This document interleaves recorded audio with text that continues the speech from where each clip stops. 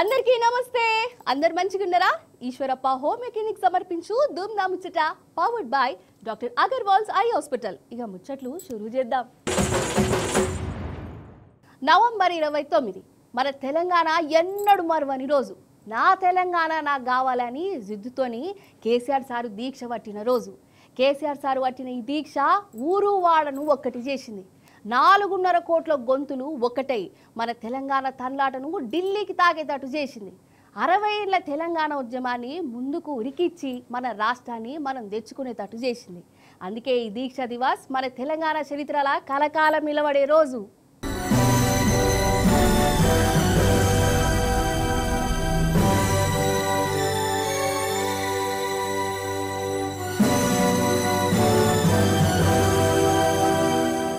ఏదన్నా మొక్కుకొని ఒక్కరోజు ఉపాసం ఉంటేనే పానమంతా ఆగమాగమైతది. అసొంటిది 12 రోజులు అన్నము నీళ్లు ముట్టుకోకుండా ఉండు ఉత్తముచ్చట్న. ఎవరైనా గాని దేవుని కోసం ఉపాసం ఉంటారు, ఇంటోళ్ళ కోసం ఉపాసం ఉంటారు, అయినోళ్ళ కోసం కోరికలు తీర్తాయన్న నమ్మకంతోనే ఉపాసం ఉంటారు. కానీ ఒక్కడు జనం కోసం ఉపాసం ఉన్నాడల్లా దీక్ష పట్టిండు. ఆ ఒక్కడితోనే తెలంగాణ ఇప్పుడు నిలబడ్డది. కేసీఆర్ సార్ దీక్ష తెలంగాణను నిలబెట్టించింది. మాది తెలంగాణ రాష్ట్రము, తెలంగాణ స్టేట్ అని గర్వంగా గల్లెగరేసి చెప్పుకునేటట్టు చేసింది.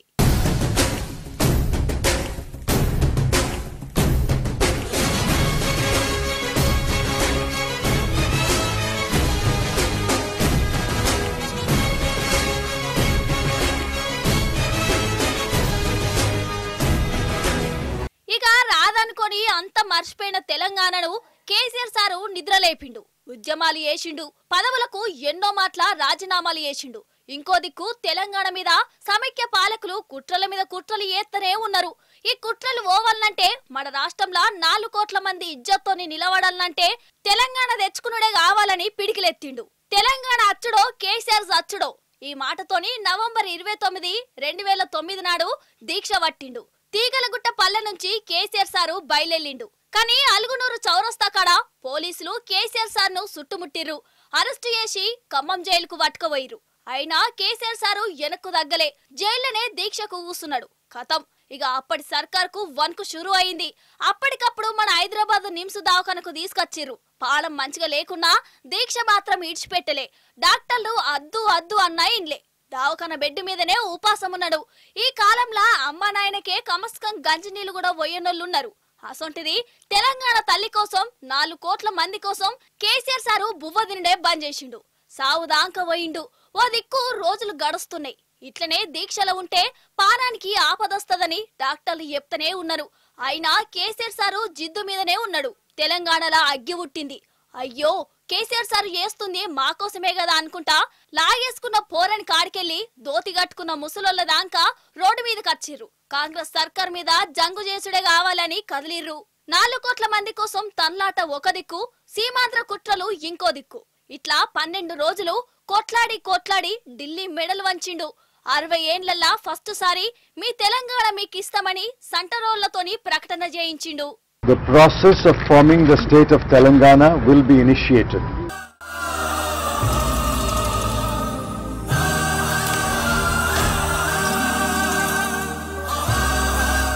కానీ బువ్వ తినకుండా నీళ్లు తాగకుండా 12 రోజులు ఉండుడంటే చిన్న ముచ్చటనేనా?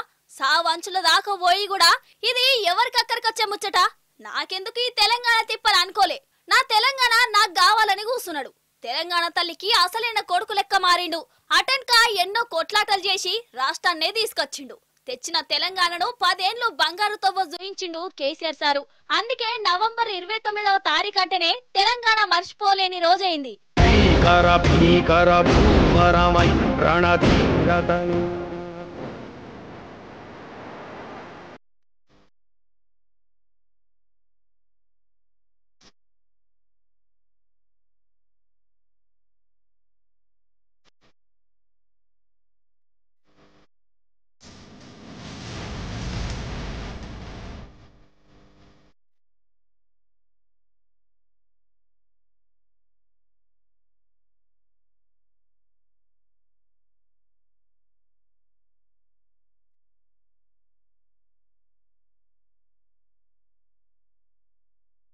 తెలంగాణ ఉద్యమానికి 60 ఏళ్ల చరిత్ర ఉన్నది కదా. కానీ కేసీఆర్ సార్ పట్టిన దీక్ష పల్లె పట్నం ఫరక్ లేకుండా అందరినీ కదిలేటట్టు చేసింది. ప్రతి ఒక్కరితోని జై తెలంగాణ తట్టు చేసింది. అందుకే దీక్షా దివాస్ అంటేనే తెలంగాణ ఎన్నటికీ మరువని రోజు. అందుకే దీక్షా దివాస్ నాడు బీఆర్ఎస్ పార్టీ ధూమ్ధామ్గా కార్యక్రమాలు చేస్తాది. పారి ఈ ముచ్చట్ని అరుచుకుందాం. తెలంగాణకు తెచ్చిన దీక్ష అంటే ఉత్తమ ముచ్చట్న కలకాలం యాదుకుండే రోజు. అందుకే తెలంగాణ అంతటా నాటి దీక్షను యాద్ చేసుకుంటా సంబరాల కార్యక్రమాలు నడుస్తానే వల్ల బీఆర్ఎస్ పార్టీ ముంగటపడి తెలంగాణ అంతటా దీక్ష దివాస్ ఊర్లన్నీ ఇప్పటికే గులాబీ జెండలతోని రెపరెపలాడుతున్నాయి. పార్టీ ఆఫీసులు లైట్ల బుగ్గలతోని శబక్కుమంటున్నాయి. ఇక గరీబోళ్లకు పండ్లు బట్టలు వంచుతురు, రక్తదానాలు చేస్తురు. ఇక రాష్ట్రంలో ఉన్న బీఆర్ఎస్ పార్టీ అన్ని ఆఫీసులల్లా నాటి ఉద్యమ కాలం నాటి ఫోటోలను పెట్టి కేసీఆర్ సారు దీక్ష పట్టినప్పుడు ఏమైంది, ఉద్యమం ఎట్ల మీదికి లేచింది, అప్పటి ప్రభుత్వం ఎట్ల గోస ఉచ్చుకున్నది, సెంటర్ల చేయి పార్టీ ఎట్ల దిగచ్చింది, జనం రోడ్ల మీదకి ఎట్లచ్చిరు, విద్యార్థుల పోరాటమేంది, అమరవీరుల బలిదానాలు, వీటిని యాద్ చేసుకుంటా జనాలకు వివరంగా చెప్పు. ఇక పార్టీ ఆఫీసులనే కాదు అటు యూనివర్సిటీలలో కూడా దీక్ష దివాస్ పెద్దగా చేస్తాండ్రు. దీక్ష పట్టినని కేసీఆర్ సార్ను అరెస్ట్ చేసినప్పుడు యూనివర్సిటీలలో కూడా అగ్గి పుట్టింది కదా. అప్పటి విద్యార్థులు మళ్ళీ యూనివర్సిటీలకు వచ్చి ఇప్పటి పిల్లలకు నాటి రోజులను యాడ్ చేపిస్తారు. 15 ఏళ్ల కిందట కేసీఆర్ సార్ దీక్ష పట్టింది కదా. తెలంగాణ తెచ్చుకొని 12 ఏళ్ళు అవుతున్నది. అసలు తెలంగాణ ఎట్లా వచ్చింది, కేసీఆర్ సార్ పట్టిన దీక్ష దేశాన్ని ఎట్లా మార్చింది, ఇవన్నీ ఇప్పటి పిల్లలకు కూడా తెలవాలి. ప్రతి ఏడాది దీక్ష దివాసులు చేయాలి, అంతే కదా. నిజం చెప్తున్నా, గీ ముచ్చట చూస్తేనైతే మీరు పరేషాన్ అవుతారు కావచ్చు. అసలు గిట్లా కూడా ఉంటారా మనుషులు, గింత తెలివి మంతులు ఉంటారా అని అంటారు. ముచ్చట ఏంటంటే ఒక ఆయనకు 50 లక్షల రూపాయల అప్పయింది. మరి బాకీ పడ్డప్పుడు తీర్చాలి కదా. అప్పిచ్చిన వాళ్ళు అడుగుతూనే ఉంటారు కదా. బాకీ తీరుద్దామంటేనేమో ఆయన కాడ పైసలు వెళ్తలేవు. ఆఖరికి ఏం చేసిందంటే అగో ఓరి దేవుడా, జనాలేందులో రాను రాను గిట్ల తయారైతురు. అసలు ఈ ముచ్చట చూస్తేనైతే కరెంటు షాటే కొట్టినట్టు అవుతుంది కావచ్చు మీకు. అయితే ఉత్తరప్రదేశ్ రాష్ట్రంలో ఉన్న గంగొడ్డు కాడ ఇగోగిడ ఆఖరి కార్యం నడుస్తుంది. ఇంకా జరసేపు అయితే శవానికి నిప్పు పెట్టేటోళ్ళే. అంతలే చుట్టుముట్టు ఉన్నోళ్లకు ఏమో అనుమానం కొట్టి ఆ ఆఖరి కార్యాన్ని ఆపిరు. శవం మీద ఉన్న గుడ్డను తీయించిరు. అప్పుడు ఏమైంది, ఇగో గిది కనబడ్డది బొమ్మనే. ఈ బొమ్మకే వీళ్ళు ఆఖరి కార్యం చేస్తాండ్రు. ఇక బొమ్మను ఇట్లా చూసుడుతోనే అక్కడున్నోళ్ళు నోరెళ్ళ పెట్టిరు. అటంక పోలీసులకు పట్టించిరు. మరి బొమ్మకెందుకు ఇట్లా అంత్యక్రియలు చేస్తాండ్లయ్యా అంటే ఇన్సూరెన్స్ కంపెనీలను మోసం చేసేతాందుకట.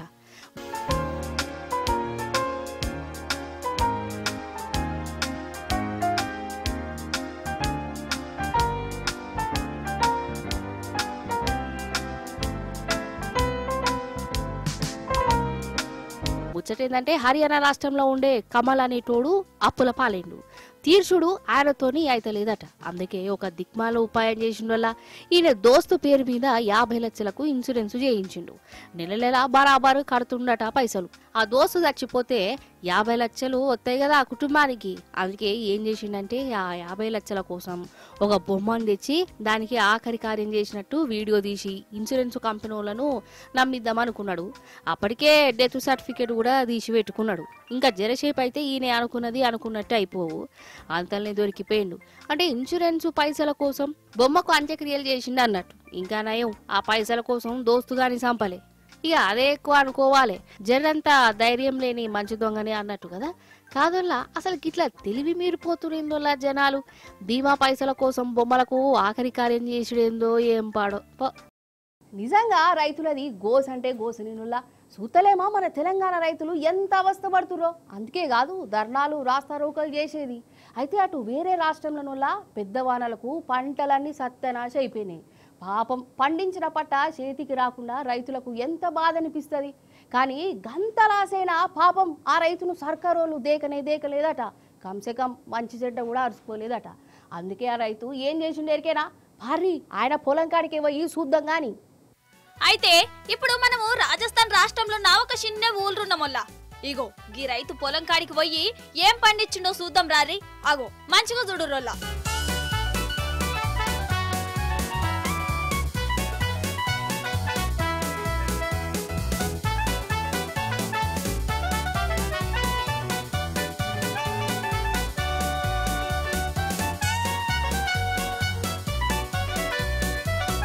చూసిర్రా కనబడుతున్నాయా నోట్లు పైసల నోట్లు 500 రూపాయల నోట్లు. అరే అవ్వంటే ఒరిజినల్ 500 రూపాయల నోట్లేనోళ్ళ రైతన్న పైసలను వండిస్తుండా. 500 రూపాయల నోట్లు భూమి మీద మొల్తాయా అని అనేరు ఆయనత. అట్లా అనకుర్రి, పైసలు వండించుడు కాదు, సర్కారు చేసిన నిర్వాకానికి ఇగో ఈ రైతన్న గిట్ల నిరసన చేస్తుండు. సర్కార్ ఆఫీసులనే పైసలతోని బనాయిస్తుండు.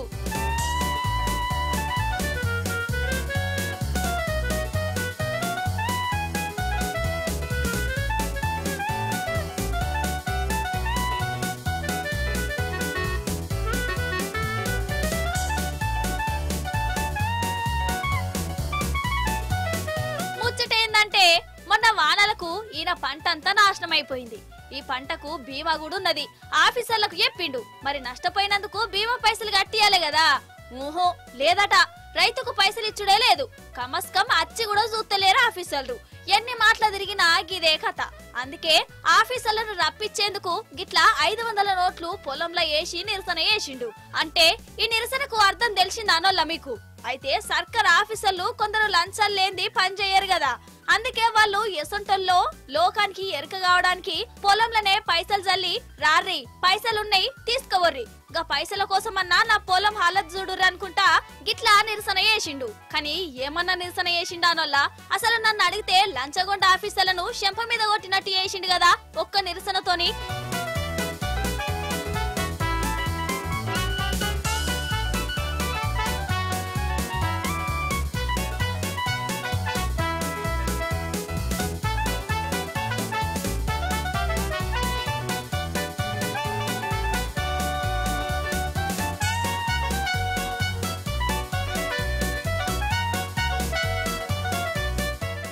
నిజం చెప్తున్నా, అసలు ఎప్పుడు ఏమవుతుందో ఎవ్వరు చెప్పలేరు కదా నోళ్ళ. ఇప్పుడు తర్వాత నిమిషం ఏమవుతుందో మీరు కూడా చెప్పలేరు. సరే ఈ వేదాంతం అంతా ఎందుకంటే ఒక దావత్ అవుతుందోళ్ళ, పెళ్లి దావతే. ఇక ఆ జంటకు దీవెనార్థులు ఇచ్చేటందుకు రాజకీయ లీడర్లు స్టేజ్ మీదకు వేయరు. మరి వాళ్ళకు దీవెనార్థులు ఇచ్చిర్రా ఇయ్యలేదా ఏంది కథ అరుచుకున్నారు రాది.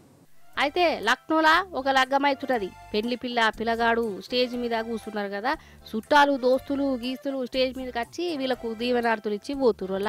అప్పుడే లోకల్ బీజేపీ లీడరు ఆయన మంది మార్బలంతో వచ్చిండు. పెళ్లి పిల్లగాడకు దీవెనార్థులు చెప్పిండు.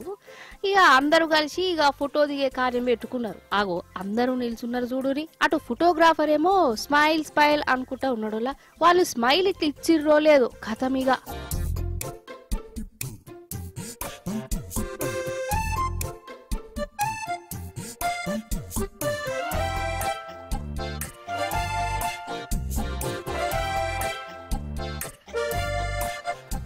బిడ్డ గట్ల కూలిపోయింది.